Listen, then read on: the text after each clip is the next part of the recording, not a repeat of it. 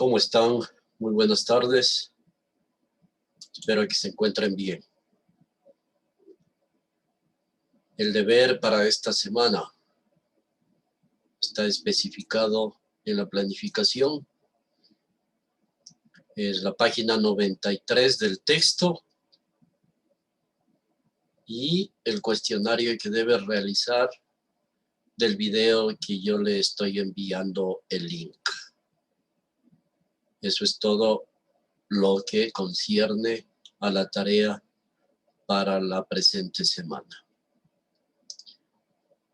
Bien, el día de hoy vamos a tratar otra de las civilizaciones más grandes, porque no más conocidas, más desarrolladas en la historia de la humanidad.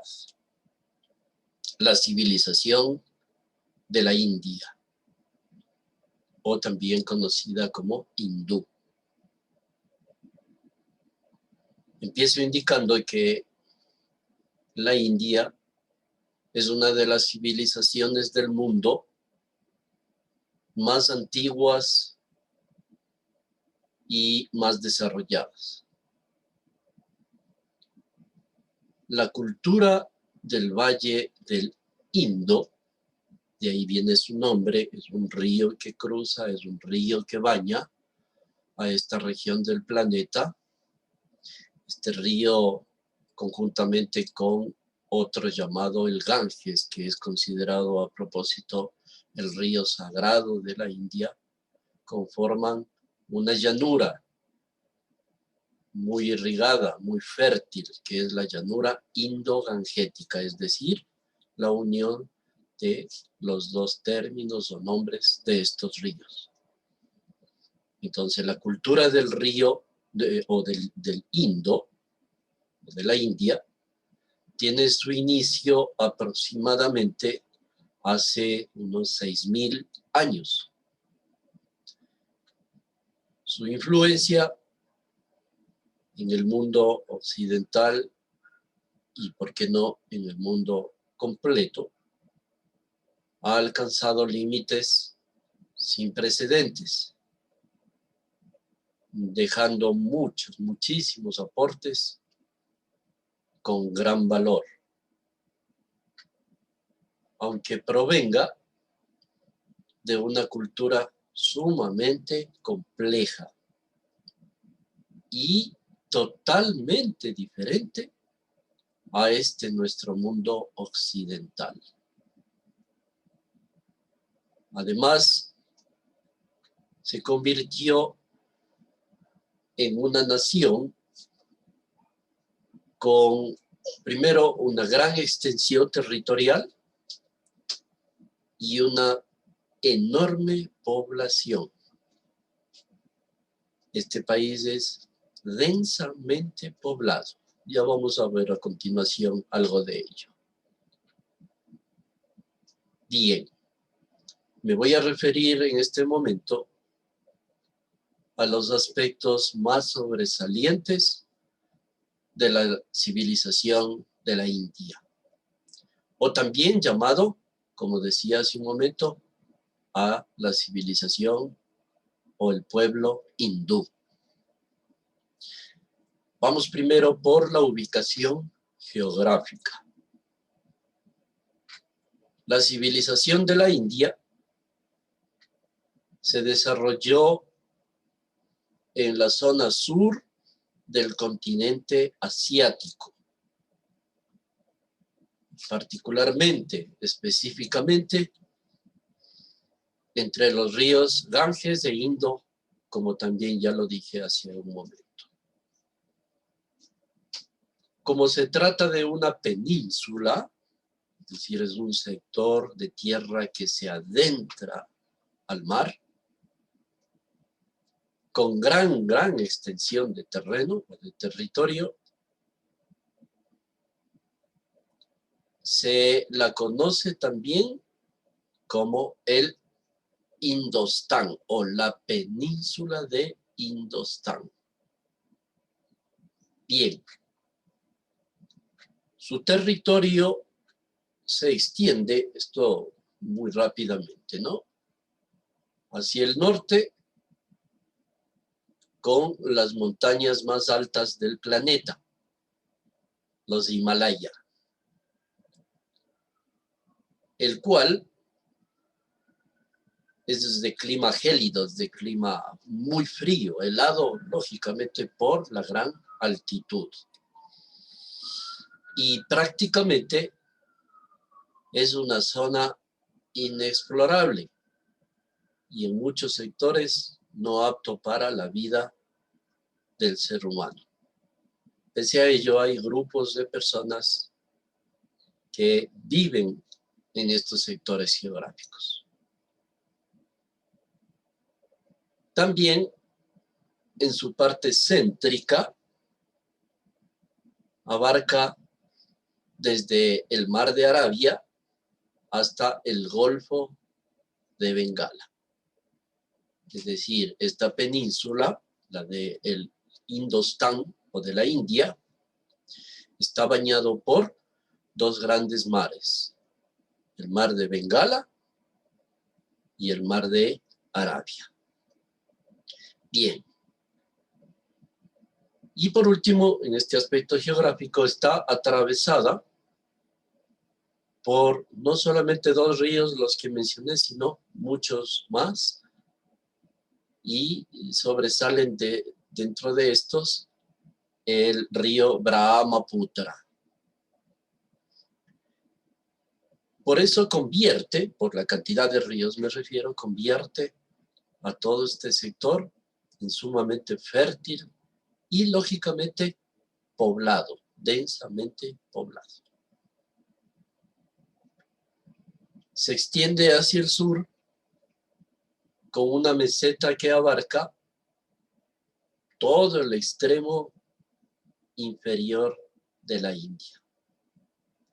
Bien, ahora sí, luego de haber topado un poquito el asunto o el tema geográfico, nos vamos a adentrar a la civilización de la India y, en primer lugar, a nombrar de manera rápida los aspectos principales de la civilización o las etapas de la civilización de la India. Bien, la cultura del Valle del Indo tiene una larga historia que brevemente me permito anotar.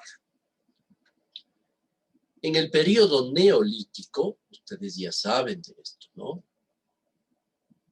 Aquí se comienza con la domesticación de ciertas plantas y de ciertos animales. Surge también la alfarería, que es una actividad importante no solamente para este pueblo, sí, sino para los del resto del planeta. Esta alfarería surge precisamente en el valle del río Indo, en la actual nación o país llamado Pakistán. Justamente ahí, algunos investigadores, algunos arqueólogos específicamente, encontraron muchas figuras que denotan esta actividad, que nos dan una idea de que esto precisamente, la alfarería, era muy importante dentro de la comunidad o las comunidades que habitaban en todo este sector de la India. Y específicamente sobresalen figuras femeninas, así de manera coincidencial como en el Ecuador, las Venus de Valdivia, acá son figuras femeninas también, que se las relaciona específicamente con una diosa de ellos, la diosa de la fertilidad, homologando o haciendo una relación comparativa, son una especie de Venus también, y que su tamaño es aproximadamente de 10 centímetros. Bien. Ahora, en el periodo de la civilización del Valle del Indo, se destaque también que en esta etapa se desarrolla el urbanismo, el asentamiento, ¿no es cierto?, de las personas en ciertos lugares para la creación de aldeas, de pueblos. Pero aquí aún no está descifrada la información, todavía no está bien depurada la información que nos llega de este periodo, y solo se denota que a través de ciertos rasgos, ciertos elementos estudiados por la arqueología, se consideran también la existencia de estos pueblos, y esto data del periodo de la prehistoria. Ahora, en el siguiente, un poquito más allá, en el periodo védico se llama, que más o menos está entre 1500 y 500 antes de Cristo, entra en crisis el urbanismo, es decir, lo que yo les manifestaba hace un momento, el asentamiento entra un poco en crisis. Y hay registros de importantes migraciones, es decir, de que ya la persona deja por algún motivo estos asentamientos iniciales y va a otros o se dirige a otros lugares, esto es a través de lo conocido como migraciones. Y se cree también que es este periodo en el que surgen, aquí es lo importante, tomen en cuenta, surgen los Vedas, con V, ¿no? Vedas. ¿Qué es un Veda?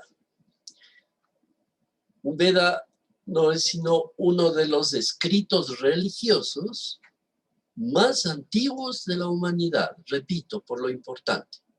Un Veda es un escrito religioso, o sea, con el carácter religioso, y que datan de muchísimo tiempo. Por eso se manifiesta que es uno de los más antiguos documentos de la historia de la humanidad. El conjunto de estos escritos, o sea, de los Vedas, son la fuente de la espiritualidad y del patrimonio cultural de la India. Entonces, por eso digo lo importante. Para los hindúes, los Vedas conforman el origen de sus valores filosóficos, el origen de los valores culturales y, por supuesto, el origen de los valores sociales. No se olvide de esto. Bien. La otra etapa es llamada el periodo épico. Se da la segunda ola de urbanización. Le hago un recuento rápido.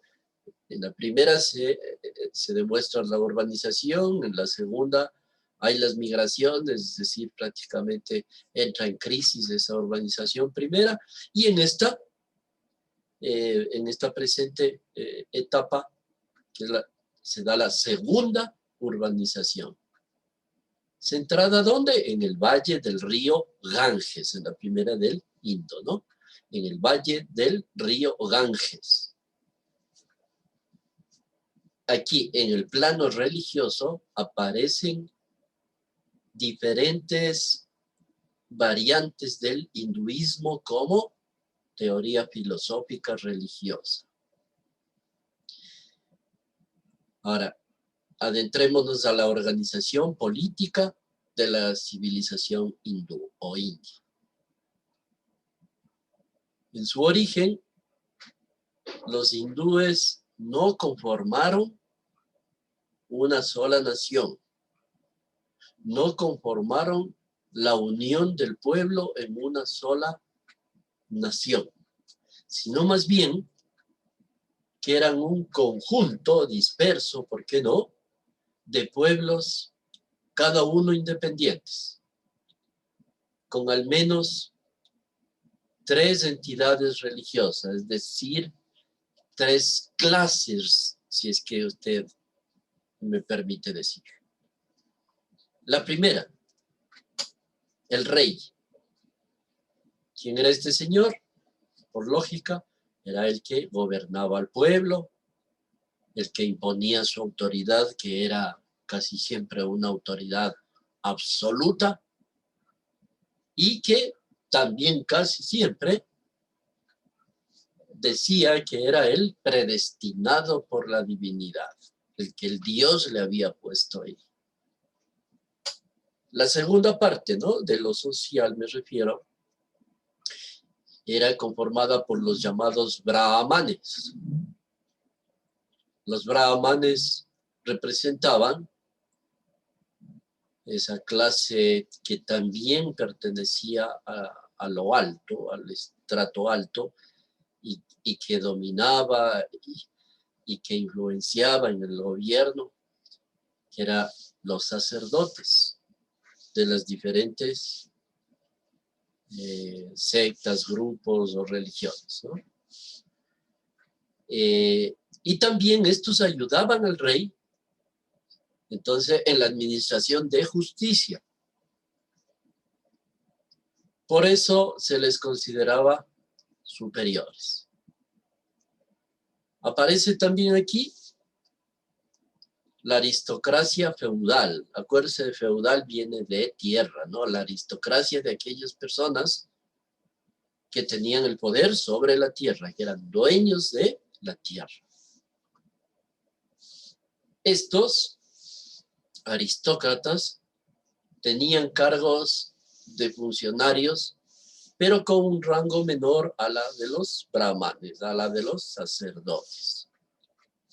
Aún así, eran los dueños de enormes también cantidades de tierra. En la civilización hindú existió un tipo de distinción de clases. Entonces, ahora sí nos vamos a analizar rápidamente las clases sociales como tal, ¿no? Entonces, existió, digo, un tipo de distinción de clases, diferente a la de otras civilizaciones del mundo de ese tiempo, ¿no? Ya que esta división de clases se fundamentaba estrictamente en las costumbres y fundamentalmente en la religión. De ahí parte la diferencia. Esta sociedad se dividía en 4 grupos distintos. Y también no se olvide de este término que le voy a dar. Estos grupos se denominaban castas.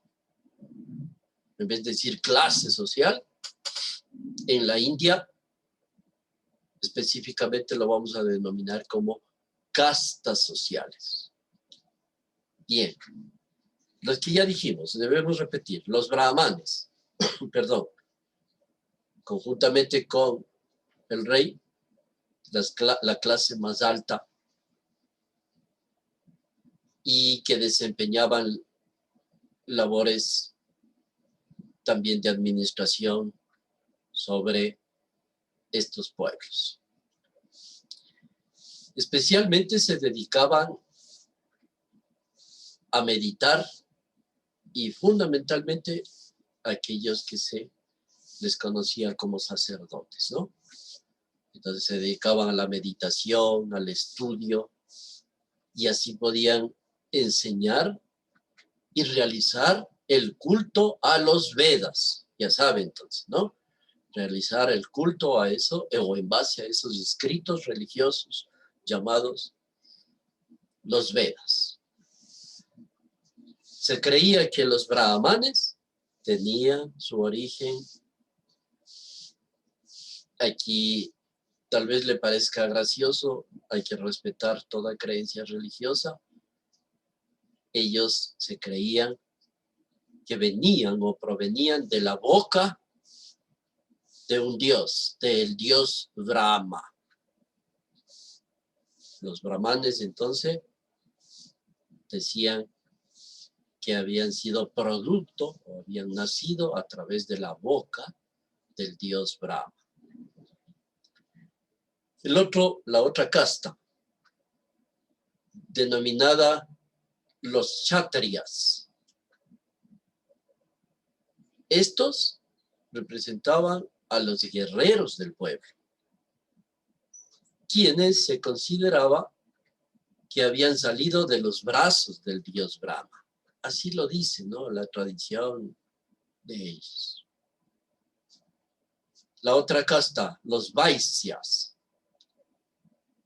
Estos se dedicaban a múltiples actividades, fundamentalmente como el comercio, la agricultura y otros campos profesionales, ¿no?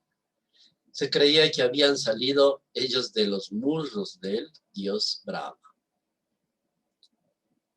Y por último, los sudras, que representaban a los siervos del pueblo, a la servidumbre, ¿no? Se creía que habían salido también de los pies del dios Brahma. Además, esto es importante, su color, me refiero a los anteriores, era oscura y se dedicaban a servir a las otras clases sociales antes mencionadas.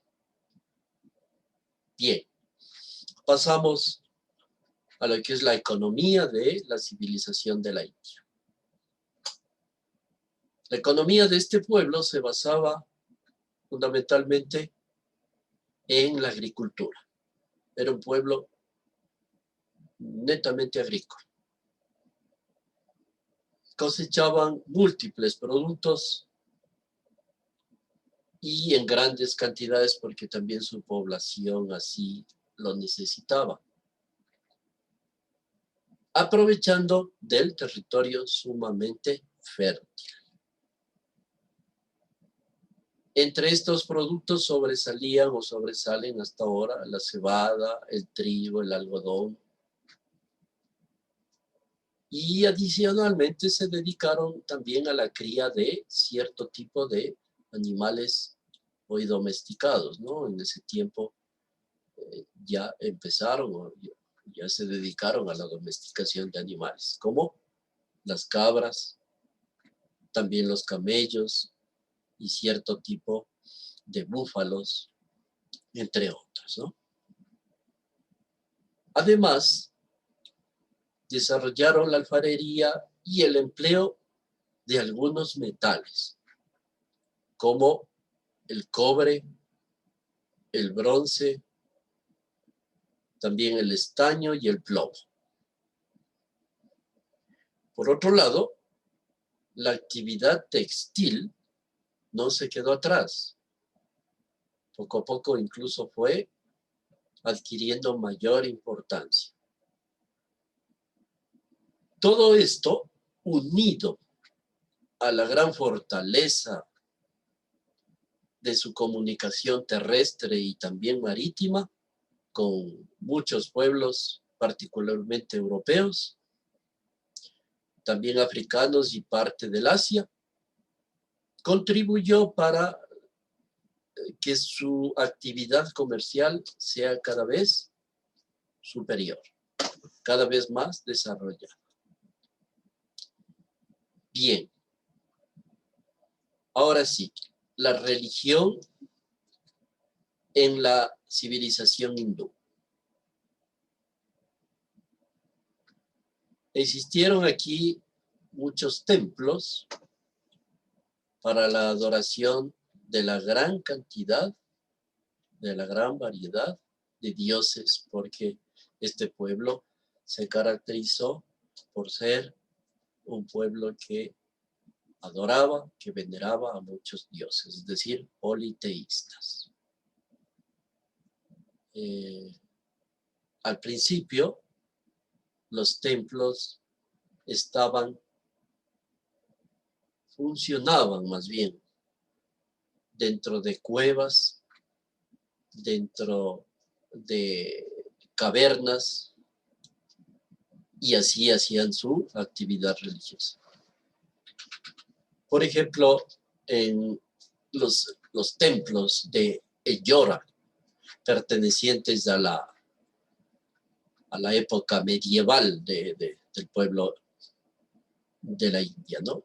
En estas cuevas encontraron 34 templos que pertenecen a las religiones más importantes de la India. Miren, 34 templos.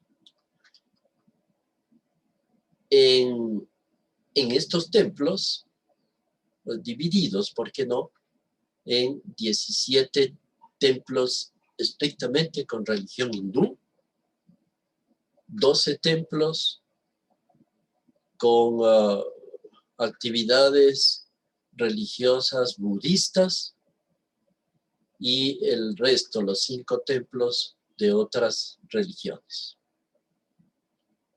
Bien, la India se caracteriza por ser un lugar donde las religiones, donde la espiritualidad,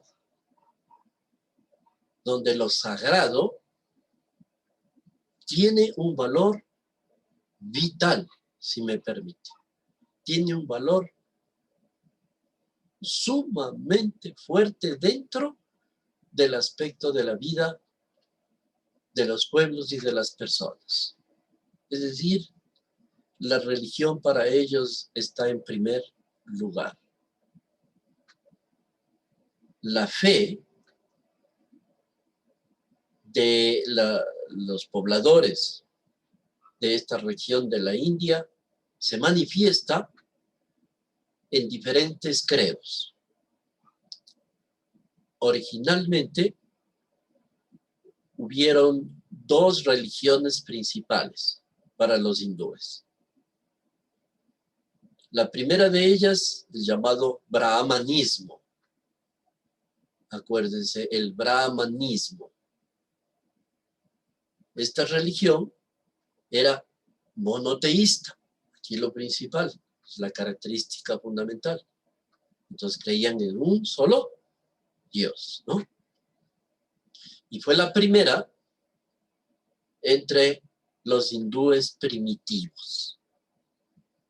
Repito, el brahmanismo monoteísta y fue la primera dentro del pueblo primitivo, ¿no?, de los hindúes.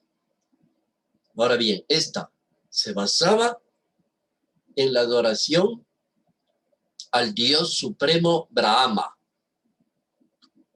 Acuérdense que hace un momento hablábamos de esa manera de pensar de las castas, nosotros clases sociales, ¿no?, en donde ellos decían que habían nacido de una parte del Dios. ¿De cuál Dios? De este precisamente, del Dios Brahma. Y de ahí el nombre de la religión, el brahmanismo.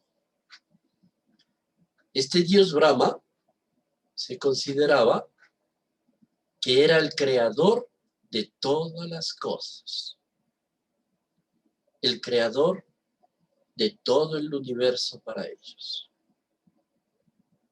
incluido como el creador de los otros dioses. Entonces era el Dios de dioses, ¿de acuerdo? También, y es lógico, el creador de todos los seres humanos, incluido el creador del alma.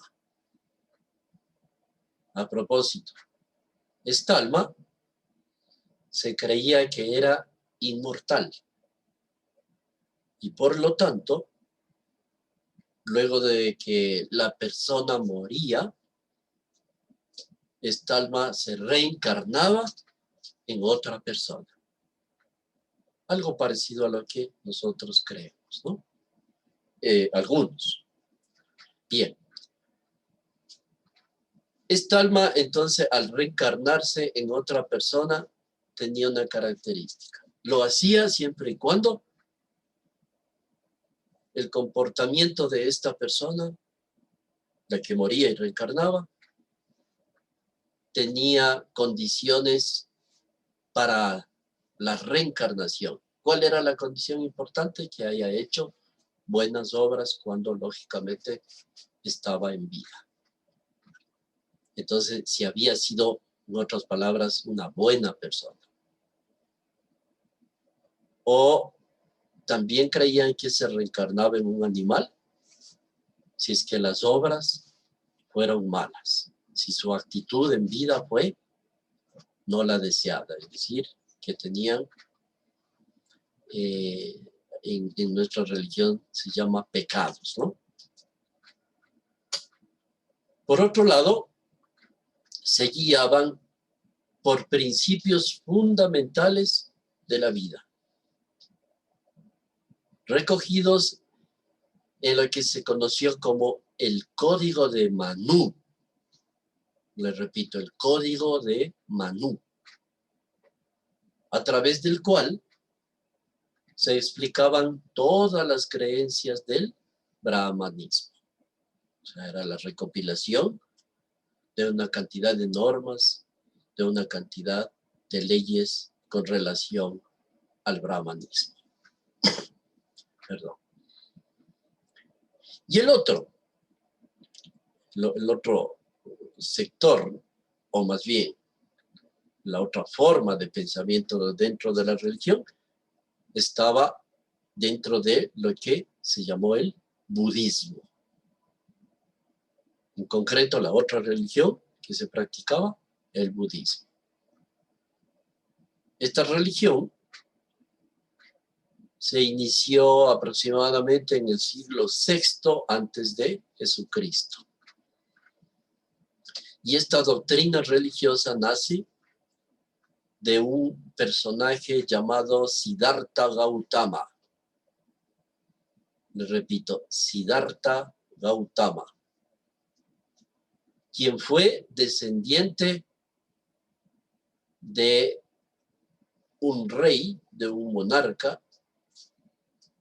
de un rajá, así se llama, del reino de los Sakri. Bien, rápidamente esto, ¿no? Este en un principio se convirtió en mendigo con la firme creencia de que había sido escogido, por lo que adoptó el nombre de Buda. ¿Por qué esto? Porque el término Buda significa el iluminado. Bien. Buda, o el iluminado, si quiere, se dedicó a predicar sus doctrinas en contra del brahmanismo, es decir, en contra de la religión anterior, condenando cosas como la diferencia social y el racismo. Claro, esta diferencia social, este racismo, estaba defendido por el brahmanismo. En cambio, el budismo está en contra de la práctica de este tipo de cosas que se presentan en la sociedad. Continuando, una de sus creencias afirma que el alma no se puede guiar al nirvana. Le explico. No se puede guiar al paraíso a través del amor, el bien, la caridad y otras buenas costumbres. ¿Sí? Entonces es diferente a lo anterior. Bien, la cultura de la India, ¿no? Rápidamente, en ciertos tópicos, en ciertos temas. Sobresale, por ejemplo, en la gastronomía. La comida hindú es bastante variada, con diversos tipos de platos que pueden ser preparados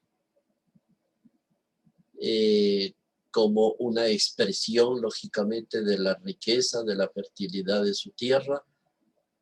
Existe gran variedad de productos y por eso la gran variedad también de sus platos, de su comida. A lo largo del tiempo se fueron incluyendo distintas, llamemos artes culinarias o de comida a través de la migración permanente y de los colonizadores que fueron y vinieron de la India y hacia ella de diferentes partes de Asia y del planeta en sí. Bien, en lo que se refiere a la vestimenta, los hindúes utilizan prendas elaboradas específicamente de algodón, de una preparación, de una elaboración muy, muy fina, y además, por supuesto, de la seda, que es característico del pueblo. También hay una gran variedad de colores en sus prendas, característico de ellos, ¿no? Lo cual varía dependiendo del clima y de la ocasión social, y también de la casta, ¿no? De la casta social. Por otro lado, no se puede dejar a un lado el nivel de jerarquía que tiene la persona, lo cual condiciona entonces la confección de la ropa y también el uso de los ornamentos, es decir, de los adornos. En lo que se refiere al idioma, en la India se hablan varios idiomas, pero los oficiales son el hindi y el inglés. El hindi es propio de ese sector, y el inglés, ¿por qué? Todas estas tierras estuvieron a manos de Inglaterra mucho tiempo, y que alguna vez, ojalá tengamos tiempito para explicar esta parte de la historia. La mayoría domina estos dos idiomas a un nivel algo considerable, ¿por qué no? Sobre todo aquellos que participan en trabajos de turismo y otros negocios internacionales. Bien, qué pena, se me está terminando el tiempo. Les agradezco por la atención. Siempre un gusto el estar frente a ustedes. Espero de que esta clase les sirva, de que esté muy comprensiva y que puedan realizar tranquilamente las labores o las tareas encomendadas. Que pasen muy bien, un gusto.